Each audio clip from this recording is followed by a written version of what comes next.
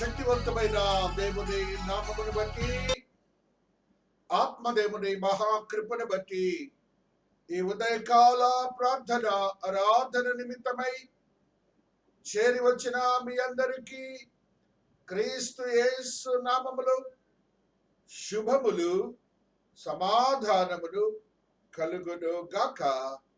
ఆమేన్. క్రీస్తునందు ప్రియమైన సంఘమా, దేవుని యొక్క మహోన్నతమైన మహాకృపను బట్టి ఉదయకాల ప్రార్థన ఆరాధన నిమిత్తమై పరిశుద్ధాత్మ దేవుడు మనకు అనుగ్రహించిన వాక్య భాగము తద్రీతిగా ఉన్నది.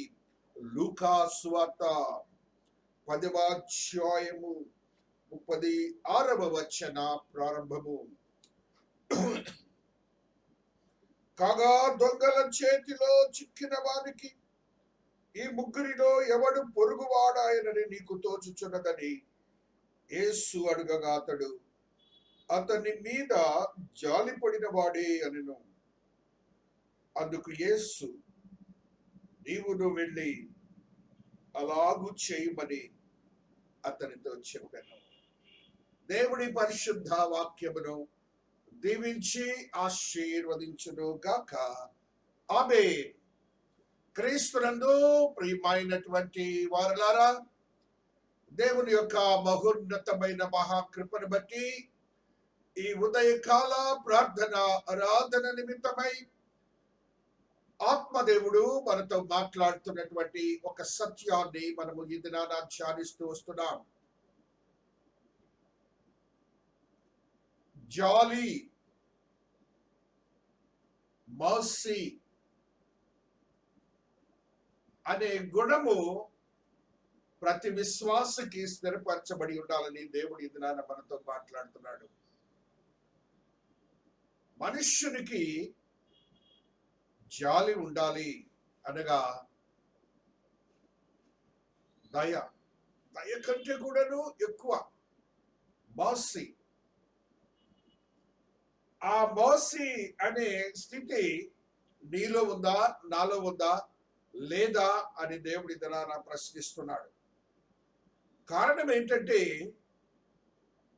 జాలి మనస్సు కలవానికి దేవుడు ఒక సత్యాన్ని ఈ దినాన తెలియచేస్తూ ఉన్నాడు. ఏమని తెలియచేస్తున్నాడంటే, దేవుడు చెప్పినటువంటి మాటని ఈ రీతిగా చూస్తున్నాం. 28వ వచనం, నీవు సరిగా ఉత్తరం ఇచ్చితివి, అలాగు చేయము, అప్పుడు జీవించదవని అతనితో చెప్పెను. మనము జీవించడానికి, ఈ లోకంలో బ్రతకడానికి, దేవుని యొక్క వాక్యానుసారం జీవించడం ఒక ప్రధానమైనటువంటి అంశం. సత్యములను ఎరిగి ఆ సత్యానుసారముగా జీవించట ఒక అద్భుతమైనటువంటి శక్తివంతమైన స్థితిని పరిశుద్ధాత్మ దేవుడు ఇది నాతో నీతో మాట్లాడుతున్న స్థితిని పరిశుద్ధాత్మ దేవుడు తెలియచేస్తూ ఉన్నారు. ఆ రీతిగా మనము దేవుని సన్నిధిలో జీవించే వారము, దేవునికి ఆత్మీయతలో బలపరచబడినటువంటి వారము, దేవుడు మనతో మాట్లాడుతున్నటువంటి సత్యాన్ని ఎరిగి మనము జీవించాలని పరిశుద్ధాత్మ దేవుడు ఈ దినాన నీతో నాతో మాట్లాడుతున్నాడు. ఆయన నిత్య జీవానికి వెళ్ళాలనే ఆశ కలిగిన వాడు, ధర్మశాస్త్రోపదేశకుడు. నిత్య జీవం అనే ఒక క్రొత్త సత్యాన్ని పరిశుద్ధ గ్రంథములు వారికి తెలియజేస్తున్నారు. నాకు ఆశగానే ఉంది, ఆ నిత్య జీవానికి నేను వెళ్ళాలంటే నేనేం చేయాలి అని అంటున్నాడు. రక్షించబడినటువంటి మనం అందరం కూడా అదే, నిత్య జీవానికి వెళ్ళాలని మనము యేసుక్రీస్తు వారిని లోకరక్షకుడిగా అంగీకరించాం. మనము నిత్య జీవం అనగా దేవుని సన్నిధిలో దేవునితో జీవించట, దేవుని స్తోత్రించట, దేవుని ప్రస్తుతించట, దేవుని యొక్క మహిమాన్వితమైన స్థితిలో మనము భద్రపరచబడి ఆయన యొక్క సన్నిధిలో ఉండుట, ఆయన మహిమా స్వరూపాన్ని పొందుట. అది క్రొత్త నిబంధన భక్తుడైనటువంటి ప్రతి ఒక్క వ్యక్తికి దేవాతి దేవుడు అనుగ్రహించిన ఒక కృప. అయితే యూదా ధర్మశాస్త్రంలోని ధర్మశాస్త్రోపదేశకుడు, ఏమయ్యా నిత్య జీవం అని చెప్తున్నావు, ఏంటి దానికి నేనేం చేయాలని అంటున్నాడు. బోధకుడు, నిత్య జీవమునకు వారసుడను నేనేమి చేయవాలని ఆయనను శోధించుతూ అడిగాను. అది తెలుసుకోవాలని కాదు, కానీ విమర్శనాత్మకమైన మనసుతో అడిగిన వాడిగా ఉంటున్నాడు. ఆయన్నే ఒక ప్రశ్న వేశాడు, తిరిగి ప్రశ్న వేశాడు. వేసినప్పుడు, నీవు దేవుడైన ప్రభువును నీ పూర్ణ హృదయముతోను, నీ పూర్ణ మనసుతోను, నీ పూర్ణ శక్తితోను, నీ పూర్ణ వివేకముతోను ప్రేమింపవలెననియు, నిన్ను వలె నీ పొరుగు వారిని ప్రేమింపవలెను వాడి వ్రాయబడి ఉన్నదని చెప్పాను. నిత్య జీవానికి వెళ్ళాలి అని అంటే నిన్ను వలె నీ పొరుగు వారిని కూడా ప్రేమించమని రాసింది. దేవుని ఎలాగ ఆరాధించాలి, ప్రేమించాలి అని కూడా వ్రాసిన స్థితిని చెప్పినప్పుడు, నీ దేవుడైన ప్రభువును పూర్ణ హృదయముతోను, పూర్ణ మనస్సుతోను, పూర్ణ శక్తితోను, పూర్ణ వివేకంతోను 4 విభాగాలుగా దేవుణ్ణి మనము ఆరాధిస్తున్నామా లేదని మనము గుర్తించాలి. పూర్ణ శక్తిని ఈ రోజుల్లో కొంతమంది అదేదో ఒక సిద్ధాంతం అని అనుకుంటారు. సిద్ధాంతం ఎక్కడా లేదు బైబిల్లో. దేవుడు చెప్పిన మాటే. శక్తి అంతా నువ్వు ఉపయోగించాలి దేవుని సన్నిధిలో. ఊరిని ఐడిల్ గలగా విగ్రహంలా కూర్చొని వెళ్ళటం కాదు. నీ శక్తిని, నీకున్నటువంటి ఆరోగ్యాన్ని, నీకున్నటువంటి బలాన్ని, నీకున్నటువంటి తలాంతుల్ని దేవుని సన్నిధిలో ఉపయోగించాలి. వివేకము, నీవు దేవుని సన్నిధిలో ఉన్నావనే వివేకము కూడా కలిగి ఉండాలి. అనగా concentration towards the God and his worship. ఆ 2 మనకి పూర్ణ హృదయము, పూర్ణ మనస్సు, ఈ 2 మనం ఆటోమేటిక్ గా ఉంటాయి. ఈ 2 క్యారెక్టర్స్ మనము మర్చిపోతుంటాం చర్చెస్ లో, దేవుని సన్నిధిలో. ఇన్ అడిషన్ టు దట్ ఏమన్నాడంటే దేవుడు, నిన్ను వలె నీ పొరుగు వారిని ప్రేమింపవలేను. నిన్ను వలె నీ పొరుగు వారిని ప్రేమింపవలేను. ఓకే, మన నైబర్ అనే ఇంగ్లీష్ మాటకి ఇరుగు పొరుగు వారు అనే మాట. ఇరుగు పొరుగు వారిని, మన ఇంటి పక్క వాళ్ళని, చుట్టాలని, వాళ్ళని ప్రేమించటం ఒక వంతు అయితే, దేవుడి డెఫినేషన్ ఏంటంటే పొరుగు వారికి ఆయన యొక్క నిర్వచనం ఏమిటంటే, దేవుడు ఈ రీతిగా నీతో నాతో తెలియజేస్తున్నాడు. అతని మీద జాలి పడిన వాడే. ఒక వ్యక్తి కష్టములలో, ఇబ్బందులలో, ఇరుకులలో, మరణశయ్యపై ఆ రీతిగా ఉన్నప్పుడు, మరణముకు గురి కాబోతున్నాడు అన్నప్పుడు, ఒక గాయపడి ఇబ్బంది పడుతున్నాడు అన్నప్పుడు, ఆ యొక్క పరిస్థితులు ఆయనకి ఏమి చేయలేని పరిస్థితి, శరీరము సహకరించలేనప్పుడు, నీవు ఆ బిడ్డపై ఒక గుణము కలిగి ఉండాలి. జాలీ అనే గుణము, బాసీ. ఆ గుణము కలిగినప్పుడు దానిలో త్యాగం ఉందని చెప్తున్నాడు దేవుడు, దానిలో ప్రేమ ఉందని చెప్తున్నాడు దేవుడు, దానిలో దేవుని యొక్క అజ్ఞానుసారమైన గుణం ఉందని దేవుడు చెప్తా ఉన్నారు. కాబట్టి మనకు ఉన్నటువంటి పరిస్థితులను బట్టి, నీ తల్లిదండ్రులు ఒకవేళ వృద్ధాప్యంలో ఉండి వారి శరీరానుసారముగా ఏమి చేయలేని పరిస్థితులు ఉన్నప్పుడు కూడా వారు నీ పొరుగు వారే. వారిపై నువ్వు జాలి చూపించాలి, వారిపై నువ్వు జాలి చూపించాలి. నువ్వు నిత్య జీవమునకు వారసుడు కావాలంటే. కారణం ఏంటంటే, నీ తల్లిదండ్రులు నిన్ను ఎలాగ పెంచారో దేవాతి దేవుడు ఆ యొక్క గుణాన్ని మనకి ఈ దినాన్ని చెప్తున్నాడు. తండ్రి యొక్క గుణాన్ని మనకు చెప్తున్న మాటని ఒకసారి గుర్తు చేసుకుందాం. హల్లెలూయా, హల్లెలూయా, హల్లెలూయా, హల్లెలూయా. 113 లో ఉన్నటువంటి సత్యాన్ని మనము చదువుకుంటూ వస్తున్నాం. హల్లెలూయా, స్తోత్రం, స్తోత్రం, స్తోత్రం, స్తోత్రం, స్తోత్రం. ఆత్మదేవా స్తోత్రం, స్తోత్రం, స్తోత్రం, స్తోత్రం. పరిశుద్ధుడా స్తోత్రం, స్తోత్రం, స్తోత్రం, స్తోత్రం. మహిమగల రాజా స్తోత్రం స్తోత్రం స్తోత్రం. కీర్తనల గ్రంథము 103వ అధ్యాయము 13వ వచనాన్ని ఒకసారి గుర్తు చేసుకుందాం. ప్రతి మనుష్యుడు ఈ వచనాన్ని గుర్తు చేసుకోవాలి. తండ్రులు, కుమారులు, లేకపోతే మనవాళ్ళు ఎవరైనా కూడా మానవుడు అనేవాడు చూడాలి. తండ్రి తన కుమారుల ఎడల జాలిపడినట్లు యెహోవా తన యందు భయభక్తులు గల వారి ఎడల జాలిపడును. తండ్రి బిడ్డల ఎడల జాలి పడతాడు అనగా దయ, మర్సీ చూపిస్తేనే మనము ఒక స్థితికి వచ్చేంత వరకు అనేకమైన సమస్యల నుంచి, అనేకమైన అనారోగ్యాల నుంచి, అనేకములైనటువంటి కష్టాల నుంచి ఆ మానవుడు తయారై బయటకు వస్తాడు. ఆ స్థితిలో తండ్రి అనే ఒక వ్యక్తి జాలి చూపిస్తేనే నువ్వు ఈ దినాన్ని ఇలాగున్నావు. ఆ జాలి అనే గుణము నీ బిడ్డల ఎడల నీవు చూపించినట్లు కష్టములో, నష్టములో, ఇబ్బందులో, ఇరుకులో, అనారోగ్యంలో ఉన్న వ్యక్తికి ఆ రీతిగా జాలిని కనపరచాలని దేవుడి దినాన నాతో నీతో మాట్లాడుతున్న స్థితిని మనము చూస్తూ వస్తున్నాం. లేవి కాండంలో ఒక సత్యాన్ని చదువుతాం. 19వ అధ్యాయము 18వ వచనాన్ని చదువుకుంటున్నప్పుడు ఆత్మదేవుడు ఈ రీతిగా, కీడుకు ప్రతి కీడు చేయకూడదు, నీ ప్రజల మీద కోపం ఉంచుకొనక నిన్ను వలె నీ పొరుగు వారిని ప్రేమింపవలెను,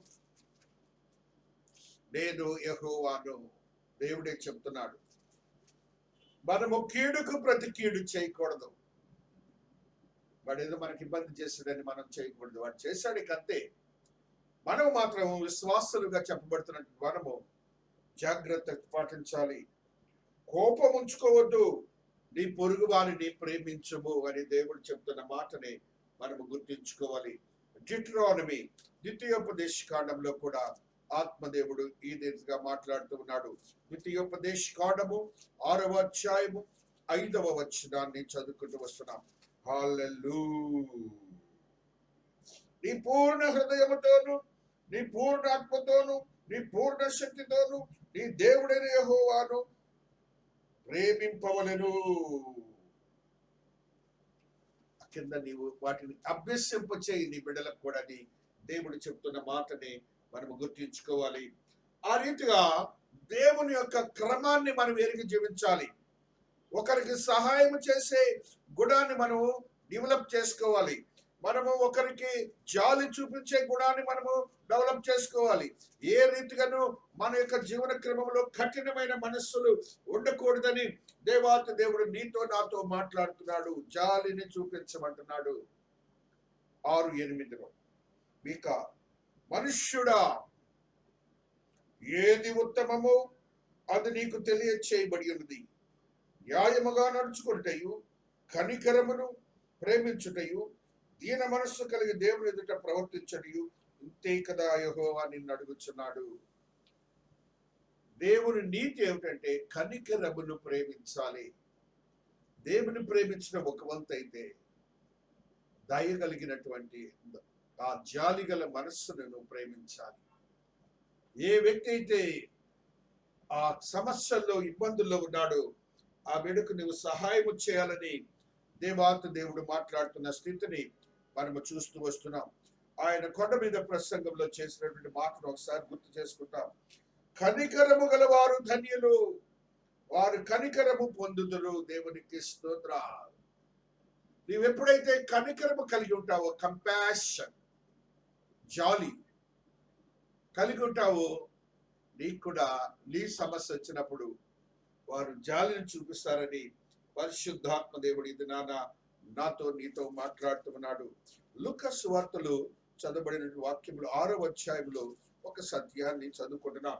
లూకా 6:36లో ఉన్న సత్యాన్ని ఏ రీతిగా మనము చదువుకుంటూ వస్తున్నాం. హల్లెలూయా. కాబట్టి మీ తండ్రి కనికరము గలవాడై ఉన్నట్టును మీరును కనికరము గలవాడై ఉండుడి. నీ దేవుడు కనికరము గలవాడు.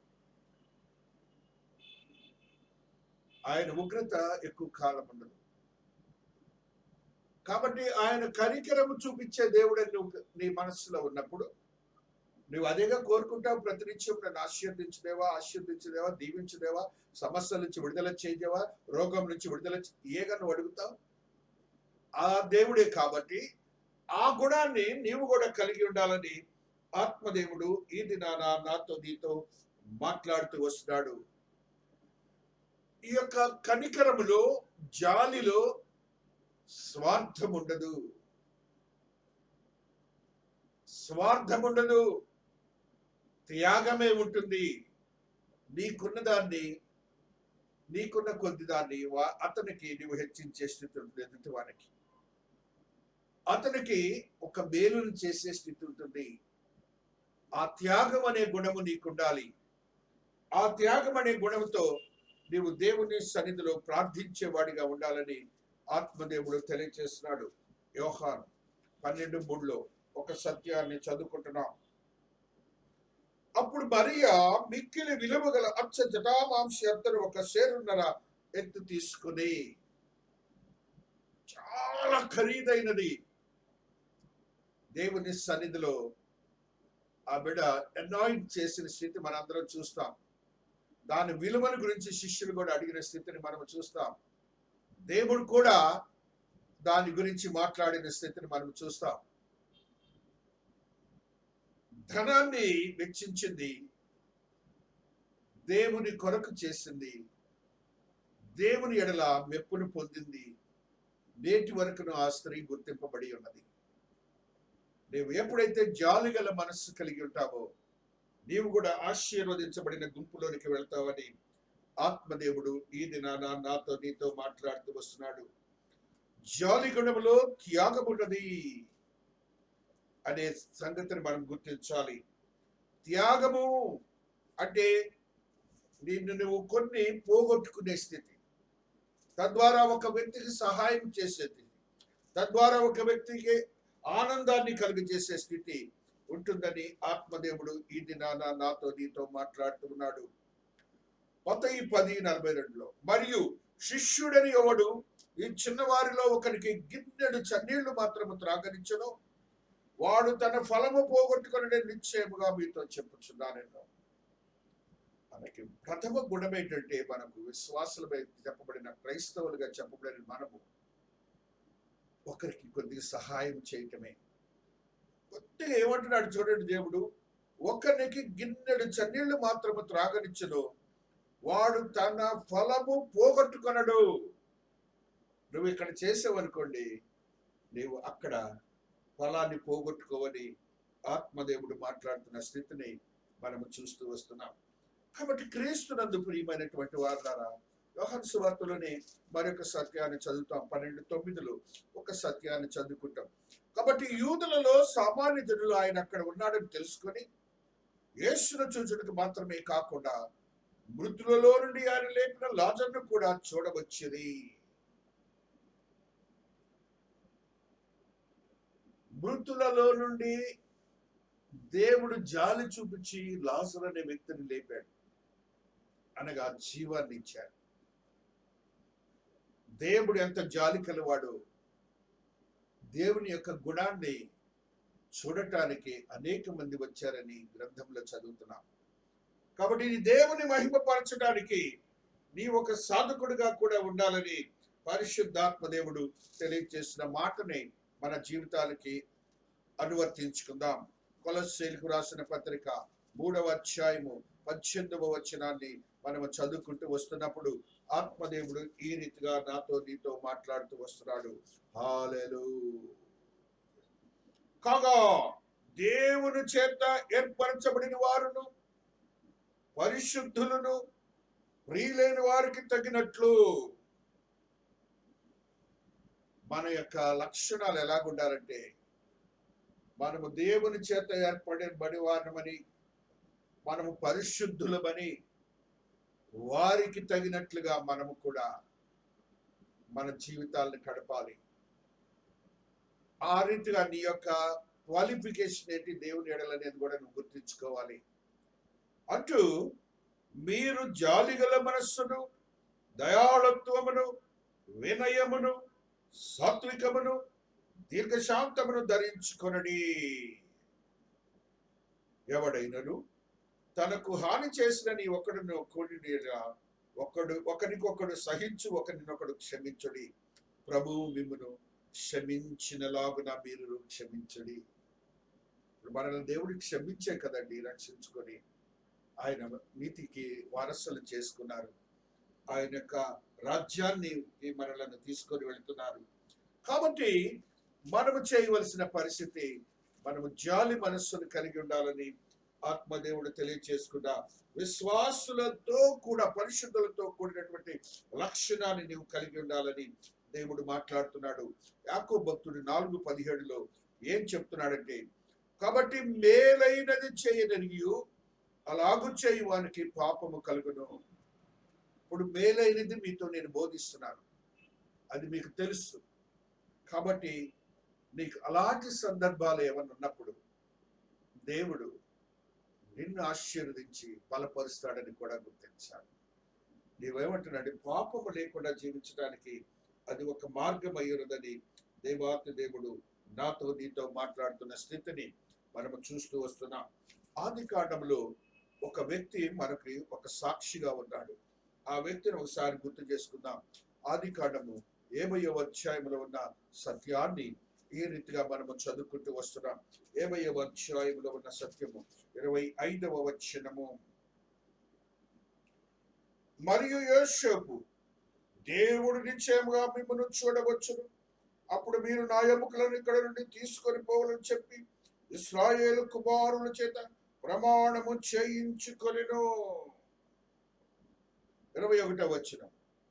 కాబట్టి భయపడకుడి, నేను మిమ్మల్ని మీ పిల్లలను పోషించదని చెప్పి వారిని ఆదరించి వారితో ప్రీతిగా మాట్లాడెను. జాలి అనే మనసుకి యేషోబు చెప్తున్న మాట, మిమ్మల్ని మీ పిల్లల్ని, వాళ్ళనే కాదు, నన్ను మరణానికి గురి చేశారే, నన్ను త్రోసివేశారే అని ఏ మాత్రము ఈర్ష్య ద్వేషం అతను పెట్టుకోలేదు. అంత మాత్రమే కాదు, ఒక రాజు స్థాయిలో ఉండి కూడా తన ద్వేషాన్ని గుర్తించుకోలేదు, తనకున్నటువంటి మనసులో ఉన్న బాధను గుర్తించుకోలేదు.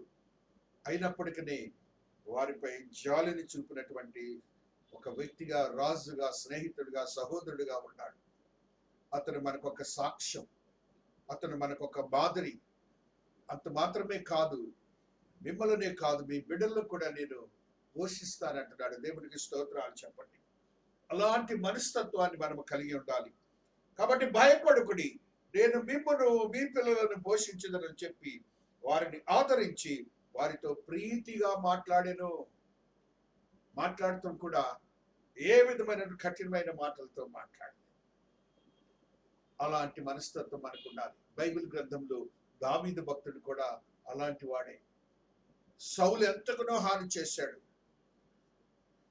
ఈయన మహారాజుగా ఉన్నాడు. ఆయన సంతతి ఎవరైనా ఉన్నారో వారికి నేను సహాయం చేయాలంటున్నాడు. ఆ సంతతి కోసం ఎదురు చూస్తున్నాడు. మెషీబోషత్ అనే వ్యక్తి వారి సంతతిలోని వాడు కుట్టివాడుగా ఉంటున్నాడు. ఆ వ్యక్తిని పిలిచి ఆయనతో పాటుగా సహా భక్తిపై ఆ టేబుల్ ఎద్దన బల్ల ఎద్దన ఆయనకు సమానమైన స్థితిని అనుగ్రహించిన వాడిగా ఉంటున్నాడు. అంత మాత్రమే కాకుండా ఆయనకు ప్రత్యేకమైన స్థానాన్ని ఆ రాజ్యంలో ఇచ్చిన వాడిగా ఉంటున్నాడని మనం గమనించాలి. కాబట్టి జాలి కలిగిన మనస్సును కలిగి ఉందాం మనము. అటువంటి అనుభవ జ్ఞానం కావాలని దేవాతి దేవుడు పేతురు భక్తుడి ద్వారా ఒక సత్యాన్ని మనకు తెలియజేస్తున్నాడు. 2 పేతురు 1లో మనం ఎప్పుడు చదువుకునే మాట ఇది. మరలా ఒకసారి గుర్తు చేసుకుందాం. సందర్భానుసారముగా ఆ యొక్క విశ్వాసముల నుంచి మనకి ఏ రీతిగా డెవలప్మెంట్ రావాలో ఆయన తెలియజేసిన మాటను ఈ రీతిగా తెలియజేస్తూ ఉన్నాడు. హల్లెలూయా. ఈ హేతువు చేతనే మీ మట్టుకు మీరు పూర్ణ జాగ్రత్త గలవారయ్యుండి మీ విశ్వాసమందు సద్గుణమును, సద్గుణమందు జ్ఞానమును, జ్ఞానమునందు ఆశానిగ్రహమును, ఆశానిగ్రహమునందు సహనమును, సహనమునందు భక్తిని, భక్తి యందు సహోదర ప్రేమను, సహోదర ప్రేమందు దయను అమర్పించుకొనడి. దాన్ని ఏమంటున్నాడంటే, నా దేవ స్వభావమునందు పాలివారగునట్లు వాటిని అనుగ్రహించెను. దేవుని యొక్క స్వభావాన్ని మనము కలిగి ఉంటాం. జాలి అనేది పరిశుద్ధాత్మ దేవుడు తెలియజేస్తూ ఉన్నాడు. కాబట్టి మనము జాలి గల మనస్సును కలిగి ఉన్నప్పుడు దేవుని యొక్క ఆశీర్వాదకరమైనటువంటి మనస్సుని మనము గుర్తించుకోవాలని మీకా భక్తుడు ఒక సత్యాన్ని మనకు తెలియజేస్తున్నాడు. ఈ రీతిగా మీకా మనకు తెలియజేస్తున్న మాటని చదువుకుంటూ వస్తున్నాం. మీకా 7:18 ఉన్న సత్యాన్ని చదువుకుంటూ వస్తున్నాం. తన స్వాస్థ్యములో శేషించిన వారి దోషమును సంహరించి వారు చేసిన అతిక్రమల విషయమై వారిని క్షమించు దేవుడైన నీతో సముడై దేవుడున్నాడా? ఆయన కనికరము చూపుట యందు సంతోషించేవాడు కనుక నిరంతరము కోపపడు. కనికరము చూపించుట యందు సంతోషించే దేవుడు నీ దేవుడు.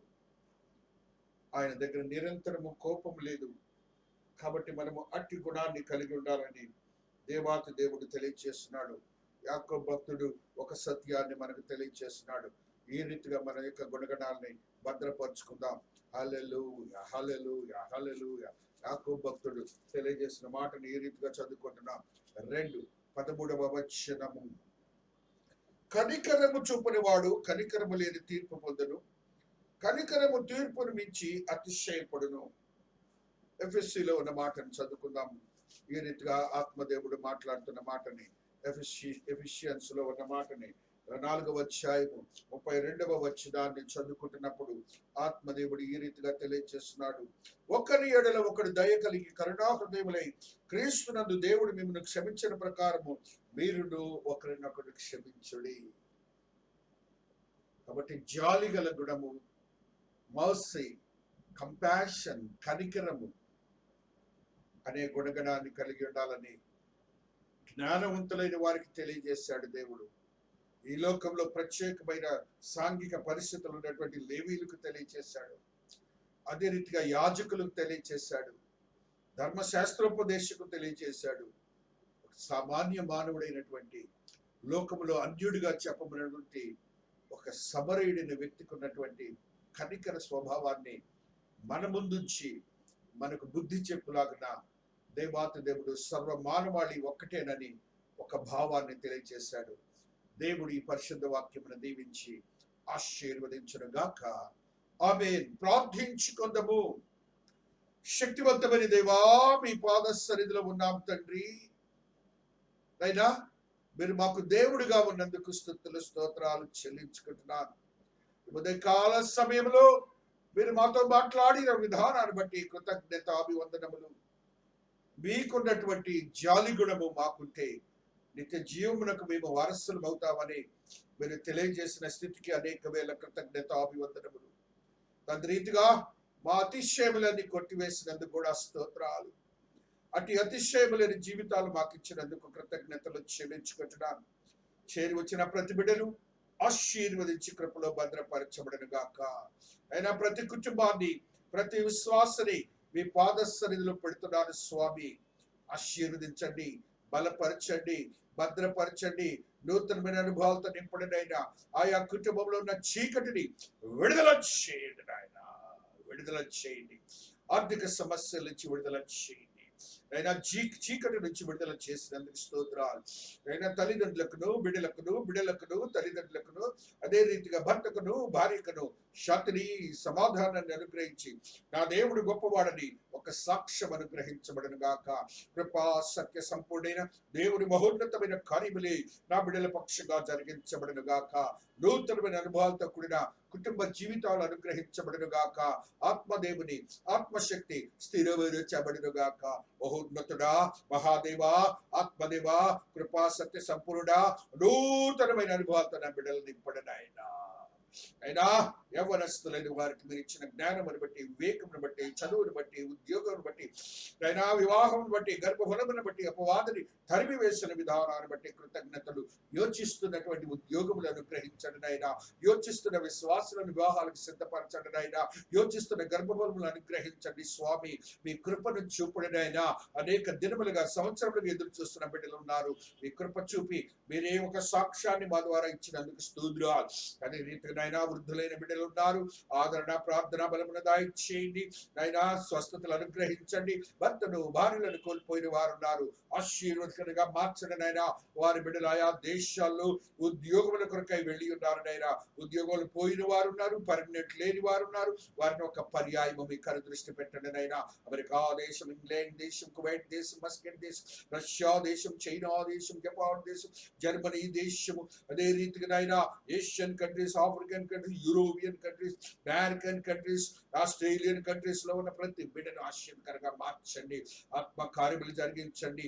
కరోనా నుంచి విడుదల చేసి క్షేమమైన సమాచారం ఇస్తున్నందుకు స్తోత్రాలు. నూతనమైన అనుభవాలతో నా బిడ్డలు నింపుతున్నందుకు స్తోత్రాలు. చిన్న బిడ్డలు ఎదుగుదల, జ్ఞానము, వివేకము దయచేసి మహోన్నతుడైన మహాదేవుని మహాకృపను సిద్ధీకరింపజేస్తున్నందుకు కృతజ్ఞతాభివందనములు చెల్లించుకుంటున్నాను తండ్రి. నూతనమైన అనుభవాలతో కూడా జీవితం నా బిడ్డలకు అనుగ్రహించడనైనా ఎదుగుదల, జ్ఞానములు సిద్ధపరచండి, స్థిరపరచండి. అపవాదు నుంచి దూరపరచండి నాయన. మీరు అద్భుతమైన కార్యములు జరిగించే దేవుడు నాయన. చేతి పనులు చేస్తున్న వారు ఉన్నారు. ఆశీర్వదించండి. ఆర్థిక స్తోమత కలుగ చేయండి. ఉద్యోగములు చేస్తున్న వారు ఉన్నారు. మీ యొక్క రక్షణ కవచాన్ని వారితో ఉంచండి నాయన. ఉద్యోగంలో ఏమైనా ఇబ్బంది లేకుండా చేయండి నాయన. వ్యవసాయం చేస్తున్న వారికి నూరంతల ఫలితములు దయచేయండి. మీ కృప నా బిడ్డలతో సిద్ధీకరింపబడిన గాక. శక్తివంతమైన స్థితిగతులు అనుగ్రహించబడిన గాక. నూతనమైన అనుభవాలతో కూడిన జీవితములు అనుగ్రహించబడిన గాక. కృపా సత్య సంపూర్ణ దేవుని మహోన్నతమైన కార్యములు జరిగించబడిన గాక. మా దేవుడు గొప్పవాడని ఒక సాక్ష్యం అనుగ్రహించబడిన గాక. ప్రపంచంలో ఉన్న కరోనాను మానవాళికి శాంతిని అనుగ్రహించి కరోనాను నాశనం చేసినందుకు స్తోత్రాలు. పట్టణ అధికారులకు, అధిపతులకు జ్ఞాన వివేకములు దయచేసి అద్భుతమైన జ్ఞాన వివేకము దయచేసి పరిపాలన సౌలభ్యము దయచేసి మా పట్టణాన్ని, దేశాన్ని, రాష్ట్రాన్ని, విశ్వాన్ని ఆశీర్వదించండి. అగ్ని కాల్చిన సంఘముల చుట్టూ, విశ్వాసుల చుట్టూ, అదే రీతిగా వారి యొక్క కుటుంబముల చుట్టూ వచ్చినందుకు స్తోత్రాలు. కరోనా నుంచి విడుదల చేసినందుకు స్తోత్రాలు. మీ నూతనమైన అనుభవాలతో కూడిన శక్తి స్థిరపరచబడి కృపలో భద్రపరచబడిన గాక. ఆత్మదేవుని ఆత్మ కార్యములే జరిగించబడిన గాక. మహోన్నతుని మహాదేవుని మహాకృప భద్రపరచబడిన గాక. అయినా మంగళవారము, గురువారము, శనివారము, ఆదివారం జరుగుతున్న ఆరాధన క్రమములను మీరు ఆశీర్వదించినందుకు స్తోత్రాలు. ఆ యొక్క జూమ్ ద్వారా బిడ్డలను మీరు ప్రవేశపెట్టుకొని ఆత్మీయంగా బలపరుస్తున్నందుకు స్తోత్రాలు. మాకును శక్తిని, ఆరోగ్యము దయచేసినందుకు స్తోత్రాలు. ప్రత్యక్ష ఆరాధన అయినా ఆదివారం నాడు నన్ను అనేక మందిని మీరు తెప్పించుకొని పరిశుద్ధపరచుకుంటున్నందుకు కృతజ్ఞతలు చెల్లించుకుంటున్నాను. ఆత్మదేవుని ఆత్మశక్తి స్థిరపరచబడి కృపలో భద్రపరచబడిన గాక. నూతనమైన అనుభవాలతో నింపబడిన జీవితం నా బిడ్డలకు అనుగ్రహించబడిన గాక. కృపా సత్య సంపూర్ణ దేవుని మహోన్నతమైన కార్యములు జరిగించబడిన గాక. యేసు నామమున అడుగుచున్నా తండ్రి, ఆమేన్. పరలోకమందున్న మా తండ్రి, నీ నామం పరిశుద్ధపరచబడిన గాక. నీ రాజ్యము వచ్చుగాక. నీ చిత్తము పరలోకమందు నెరవేర్చున్నట్లు భూమి మీద నెరవేరును గాక. మా దినాహారం మాకు దయచేయండి. బడల అపరాధము చేసిన వారిని మేము క్షమించిన ప్రకారం మా అపరాధములను క్షమించము. శోధన నుండి తేక కీడును రక్షించము. రాజ్యము, శక్తి, మహిమ నిరంతరము నీవై ఉన్నావు తండ్రి. ఆమేన్. మన తండ్రి అయిన దేవుని యొక్క ప్రేమ, కుమారుడైన యేసుక్రీస్తు ప్రభువు వారి కృప, పరిశుద్ధాత్మని యొక్క అన్యోన్య సహవాసము ఇక్కడ చేరిన ప్రతి బిడ్డకును, ప్రత్యేకించి త్రియేక దేవుని మందిరమునకును, చుట్టుపక్కల వారికి, మరి ప్రత్యేకించి ఈ దిన ఆరాధనలో పాల్గొన్న ప్రతి ఆత్మకును, విశ్వాసకుని ఆత్మదేవుని శక్తి, కృప, దయ, కనికరము సదా తోడయుండి ఆశీర్వాదములతో నింపిన దేవుడు, కృపలు భద్రపరిచిన దేవుడు, ఆత్మతో నింపిన దేవుడు, ఆత్మతో శుద్ధీకరించిన దేవుడు, సర్వమానవుడిని కరోనా నుంచి విడుదల చేసి శాంతిని అనుగ్రహించిన దేవుడు, సంఘ పరిచర్యను ఆత్మీయంగా ఉత్తేజపరిచి ఉజ్జీవింప చేస్తున్న దేవుడు, సదా తోడయుండి ఆశీర్వాదములతో నింపబడును గాక. ఆమేన్. Amen. Amen. Hallelujah. Hallelujah. Have a blessed day, my dear children. God bless you all. God bless you. Nice day for you. Thank you.